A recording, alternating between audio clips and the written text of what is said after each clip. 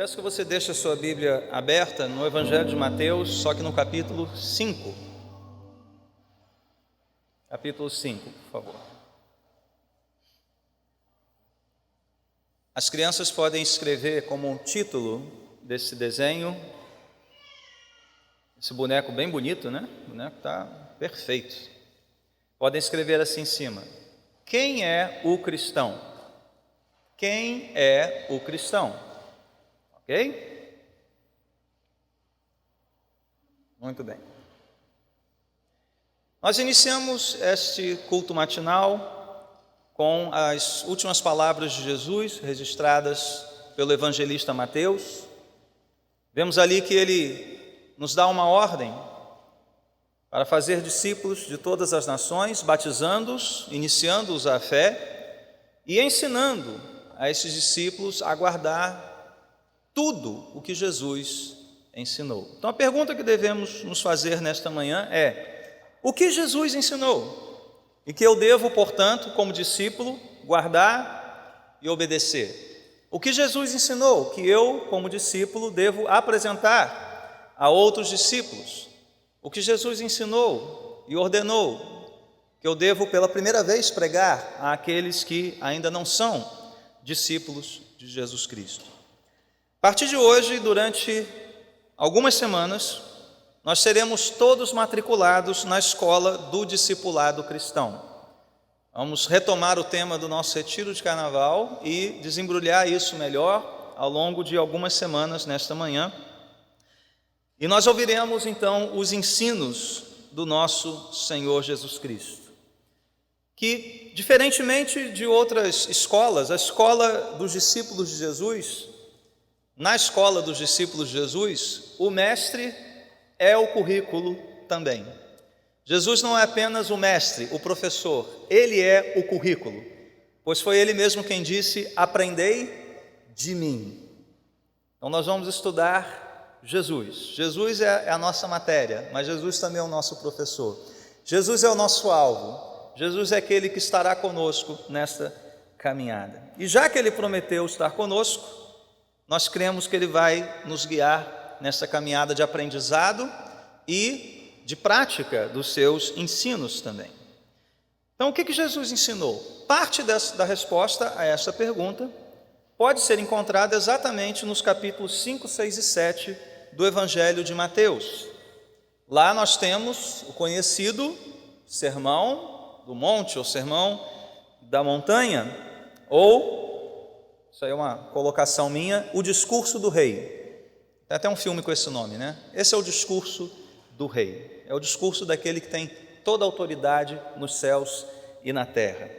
É o discurso do Senhor Jesus. É uma das passagens mais conhecidas das Escrituras Sagradas. Aqui mesmo nessa igreja, salvo engano, já foram 2 séries, no Sermão do Monte.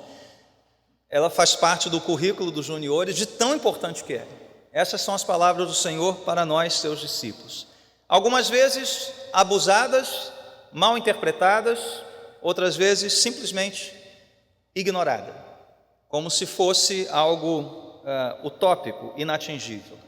Nós vamos fazer nesta manhã, o tempo que nos resta, uma pequena introdução a este sermão, ou seja, vamos dar um passo para trás e antes de mergulharmos nas palavras de Jesus, aqui no abre aspas, bem-aventurados, antes de entrarmos nas chamadas bem-aventuranças, nós vamos ter uma ideia geral do que significa este sermão, por que ele está aqui, qual é o objetivo de Mateus ao relatá-lo, ao registrá-lo para nós. Mateus está profundamente interessado em mostrar aos seus leitores que Jesus é de fato o Cristo, o Messias, a respeito de quem a lei e os profetas do Antigo Testamento falaram. Então, ali está o cumprimento da antiga aliança, ali está o cumprimento de todas as profecias, ali está aquele sobre quem falaram Moisés, Davi, Josué, Isaías, todo o Antigo Testamento aponta para Jesus Cristo. É por isso que Mateus começa o seu evangelho afirmando que Jesus é filho de Abraão, o patriarca da nação de Israel, aquele a quem Deus fez suas promessas, que seriam desembrulhadas ao longo de toda a Bíblia, Alguns chegam a dizer que a história bíblica é a história do cumprimento das promessas feitas ali em Gênesis 12, a respeito da bênção de Deus, a respeito da terra, a respeito da descendência. E Paulo mostra que Jesus Cristo é este perfeito descendente de Abraão. Portanto, nele, todas as bênçãos, todas as promessas feitas a Abraão se cumprem plenamente. Mas Mateus também diz que Jesus é filho de Davi, o grande rei de Israel, a quem foi prometido um reino eterno, inabalável. Portanto, Jesus é o rei maior do que Davi, é o rei eterno, é o rei soberano sobre tudo e sobre todos. Mas falta uma figura aqui do Antigo Testamento, não é verdade? Nós temos Abraão, nós temos Davi. Quem é que está faltando aqui? Vocês sabem, crianças, vocês sabem? Aquele que subiu no Monte Sinai, Moisés, o grande legislador de Israel, o maior dos profetas do Antigo Testamento, segundo a própria Bíblia. Aquele que foi o libertador, o agente de Deus para a libertação do povo do Senhor que se encontrava escravo no Egito. Então Jesus é o profeta maior que Moisés, o profeta prometido na própria lei do Senhor, lá em Deuteronômio, o perfeito legislador, o definitivo libertador do seu povo. E Mateus mostra isso de uma maneira que muitos não percebem na primeira leitura, exatamente no início aqui do Sermão do Monte. Se nós lermos os versos 1 e 2 apenas, nós vamos perceber isso. Diz o evangelista: vendo as multidões, Jesus subiu ao monte e se assentou. Seus discípulos aproximaram-se dele e ele começou a ensiná-los, dizendo. O que é essa cena, o que Mateus quer nos mostrar com esta cena? Jesus está, tal qual Moisés, subindo uma região montanhosa, seria a melhor tradução aqui, uma área elevada, onde ele tivesse talvez melhor acústica para assentar os seus discípulos e aproveitar, né, a reverberação ali do ambiente montanhoso. Jesus sobe a este monte, mas ao invés de receber algo da parte de Deus, como Moisés recebeu aquelas 2 tábuas escritas pelo próprio dedo do Senhor, ele mesmo passa a ensinar. Eu agora vou dar a vocês, não uma nova lei, isso é importante. Jesus não está aqui dando uma nova lei, Jesus está aqui nos levando ao coração da lei de Deus, a essência da lei de Deus. Martin Lloyd-Jones, um dos maiores comentaristas do Sermão do Monte, ele disse que esse sermão nada mais é do que uma grandiosa elaboração daqueles 2 mandamentos que resumem toda a lei de Deus. Quais são? Amar a Deus, amar ao próximo. Os 2 mandamentos. Tudo que é dito no Sermão do Monte tem a ver com isso. Como amamos a Deus, de todo o nosso coração, alma, força, entendimento, como amamos ao próximo. Que atitudes mostram isso? Que disposição do coração mostra isso? Quem é o discípulo que ama a Deus e que ama o seu próximo? Portanto, assim, segundo Martin Lloyd-Jones, Jesus está nos dizendo aqui com esse sermão o que significa na prática amar a Deus e amar ao próximo. Mateus também, escrevendo para uma audiência predominantemente judaica, ele tem o objetivo de confirmar que Jesus estava com a sua vinda, inaugurando o reino de Deus entre nós. O rei está presente, o reino está presente. Tanto que a expressão reino dos céus, que é sinônimo de reino de Deus, na linguagem de Mateus, aparece aqui mais vezes do que em qualquer outro lugar, 33 vezes neste evangelho. Então, de fato, Mateus é o evangelho do rei, o evangelho do reino. Então, o que é o Sermão do Monte, considerando isso? O Sermão do Monte é a perfeita representação da vida no reino de Deus. Como alguns gostam de dizer, é a constituição do reino de Deus. Assim como o nosso país tem uma Constituição de 1988, onde nós temos lá direitos, deveres, disposições das mais diversas e mais absurdas. Aqui não há absurdo nenhum, aqui não há palavras inúteis, aqui há uma perfeita representação do reino de Deus.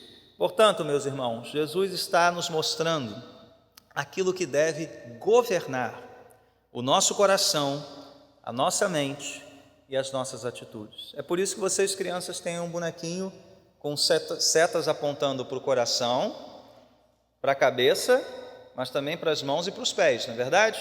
Nós vamos escrever nesses quadradinhos algumas coisas importantes para nós respondermos a pergunta, primeira pergunta dessa escola de discípulos: quem é o cristão? Quem é o discípulo de Jesus?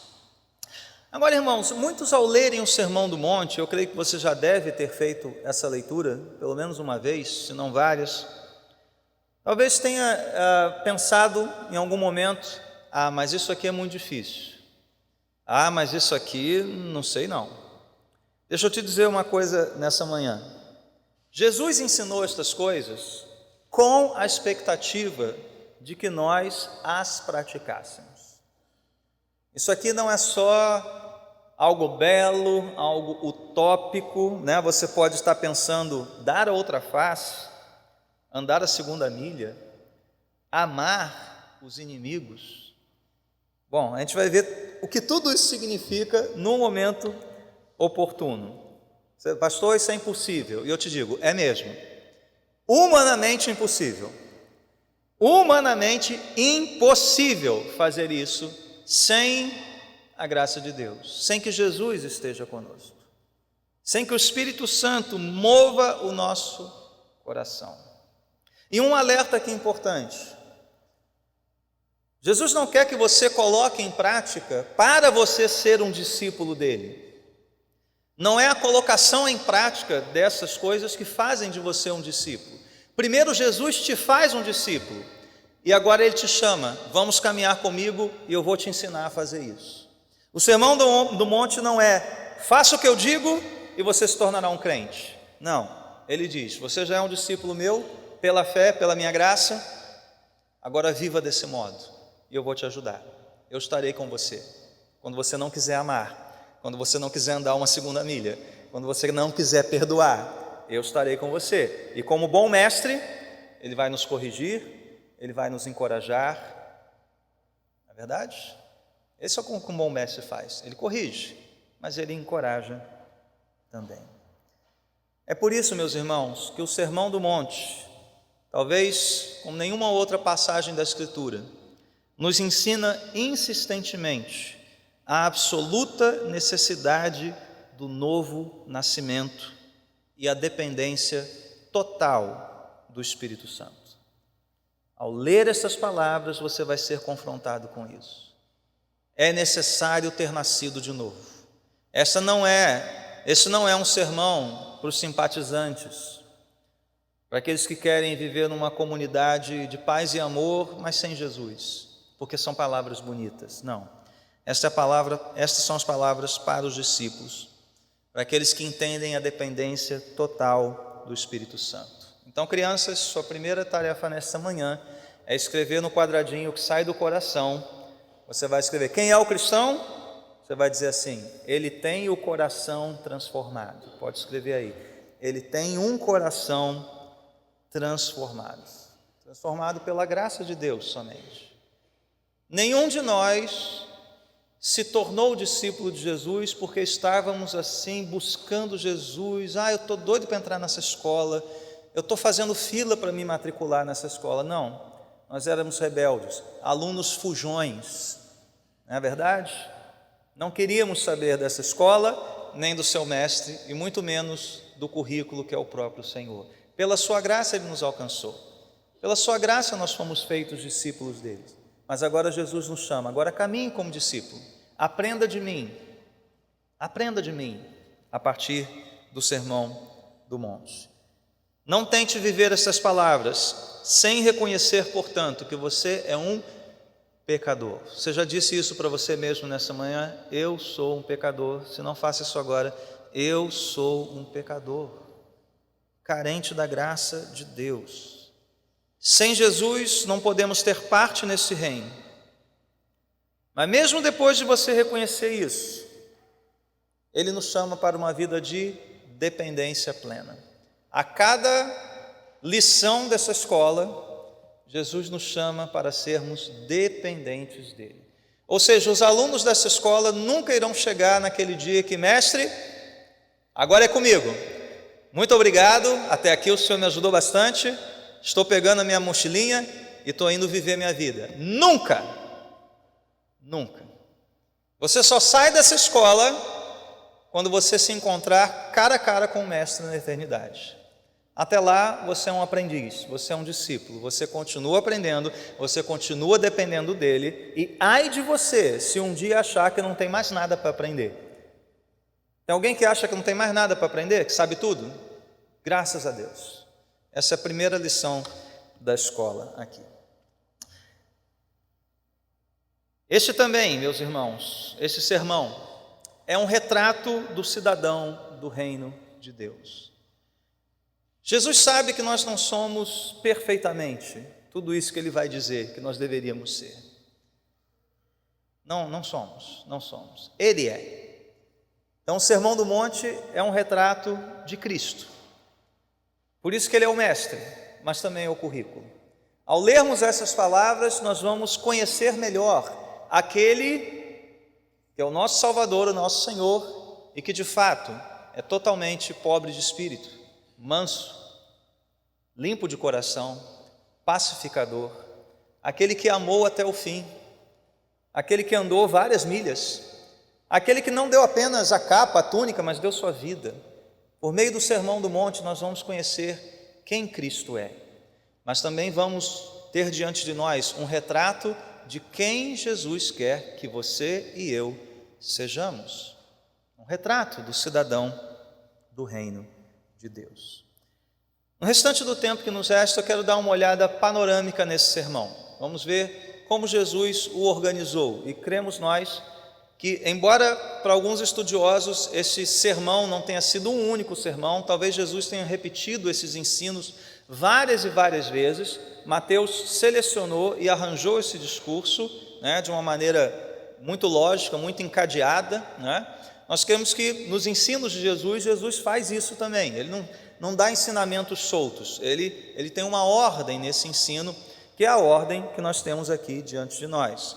Então, no capítulo 5, a partir do verso 3 e até o verso 16, acompanhe comigo na sua Bíblia, Jesus está nos mostrando quem são os cidadãos do reino de Deus. E veja que interessante, Jesus começa exatamente no íntimo do nosso ser, pobreza de espírito, e termina com as nossas ações, com a nossa vida em sociedade, sal da terra, luz do mundo. Começa aqui dentro, mas depois Jesus mostra como aquilo que ele fez em nós, aquilo que nós somos, repercute aquilo que nós fazemos, no quanto nós podemos abençoar este mundo, sendo sal da terra e luz do mundo. Então, crianças, no retângulozinho que sai dos pés e mãos falam de atitudes, você vai escrever: eles têm atitudes transformadas, um coração transformado, mas também atitudes transformadas. A partir do verso 17 do capítulo 5 e até o final, verso 48, nós temos o cristão diante da lei de Deus. Aqui nós encontraremos o nosso rei legislador dizendo: ouvistes o que foi dito, mas eu vos digo. Jesus está aqui não apenas nos levando mais uma vez para o coração da lei de Deus, mas, como iremos ver, ele está desfazendo abusos, acréscimos, mais interpretações da santa lei do Senhor. E não é porque vivemos na graça de Deus que a lei de Deus deve ser esquecida. Não. Como disse Agostinho, o peso da lei de Deus nos leva a correr para a sua graça. Mas quando contemplamos a graça de Deus, nós somos levados de novo para a lei de Deus, que é santa, que é perfeita. E temos agora prazer em cumpri-la, prazer em sermos confrontados por ela e crescermos no conhecimento dela. Jesus reivindica para si, portanto, toda a autoridade. Eu vos digo. Não é um profeta qualquer que está dizendo. Eu digo a vocês. Eu, a palavra viva, digo a vocês. Todo o capítulo 6 do Sermão do Monte pode ser encarado da seguinte forma: a vida do cristão diante de Deus e em submissão a Ele. Aqui nós temos um retrato do crente como alguém que vive na presença de Deus, e está profundamente interessado na sua comunhão com Deus, muito mais do que na impressão que outros têm a respeito dele. Jesus está mostrando que o verdadeiro discípulo se importa mais com a sua comunhão com Deus do que com as aparências, do que com aquilo que os outros podem pensar a respeito da sua piedade. Portanto, esse crente, ele tem pensamentos transformados. Seu pensamento está voltado para o seu Deus. Então, crianças, no último quadradinho aí, ou retângulo, acho que é um retângulo, você escreva naquele que sai da cabeça do bonequinho, você escreva assim: ele tem pensamentos transformados. Tudo que nós fazemos diante de Deus. Coram Deus. Portanto, tudo que pensamos, tudo que somos, pensamos, fazemos diante de Deus. E a nossa preocupação principal deve ser essa: agradar o nosso Senhor, fazer a sua vontade. Estarmos mais preocupados com o que Deus pensa de nós do que com o que os outros pensam a nosso respeito, com as aparências de piedade tão condenadas na Bíblia Sagrada. E por fim, o capítulo 7 nos mostra o retrato do cristão que vive permanentemente no temor do Senhor. É lá que nós vemos, por exemplo, aquelas palavras: nem todo que diz Senhor, Senhor entrará no reino. Temor do Senhor, tememos a Deus. Então, portanto, quem é o cristão? Jesus começa dizendo: quem são esses cidadãos do reino? Desde o seu íntimo até as suas ações são pautadas pela piedade cristã. Diante da lei de Deus, ele entende o coração da lei e ele ama esta lei. Diante de Deus, em submissão a Ele, seus pensamentos estão voltados para o alto, para o alto. E ele é aquele que vive no temor do Senhor. Você tem seu íntimo transformado por Deus? Será que você vive essa transformação no seu dia a dia, no trabalho, escola, em casa, na vizinhança? Se o cristão é alguém que se importa em observar a lei de Deus, você tem buscado aprender esta lei, observar esta lei, amar esta lei? Se o cristão é alguém que tem consciência da presença de Deus, o quanto esta percepção faz parte do seu dia, o quanto de fato você entende que Deus sonda corações e mentes, tudo vê, nada está oculto aos olhos do Senhor, e o quanto você entende que isto leva o nosso coração a temê-lo, a viver na presença dEle com santo temor. Irmãos, eu sei que nenhum de nós somos perfeitamente isso nesta manhã, e é exatamente por isso que nós precisamos ouvir as palavras de Jesus neste sermão. É por isso. Elas vão nos confrontar muito. Jesus vai ter que nos corrigir bastante. Em alguns momentos, nós sairemos daqui humilhados pela palavra de Jesus. Elas sondarão o nosso coração, aqueles cantos mais profundos que até você desconhece.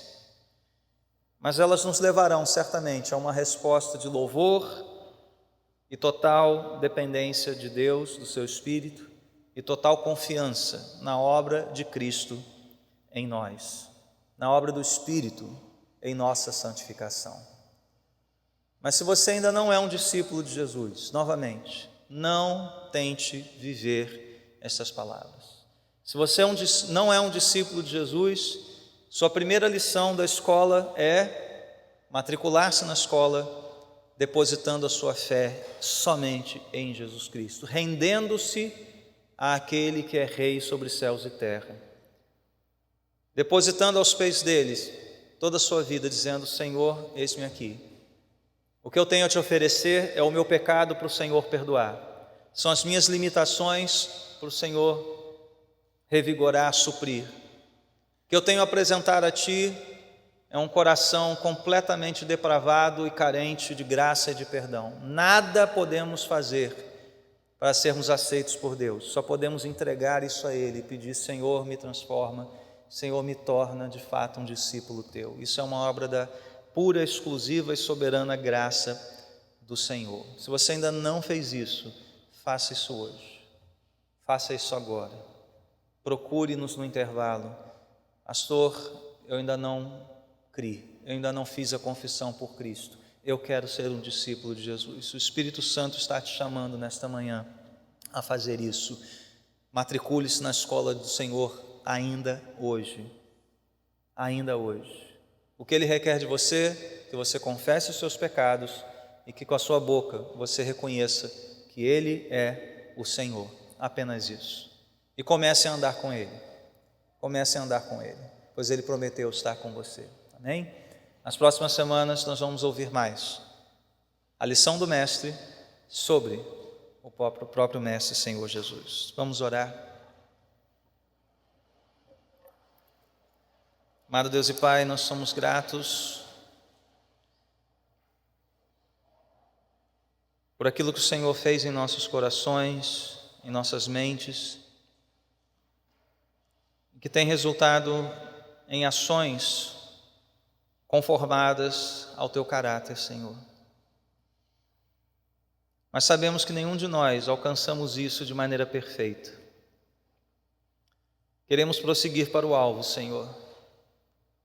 Nós somos frágeis, somos débeis, nosso ser é vacilante.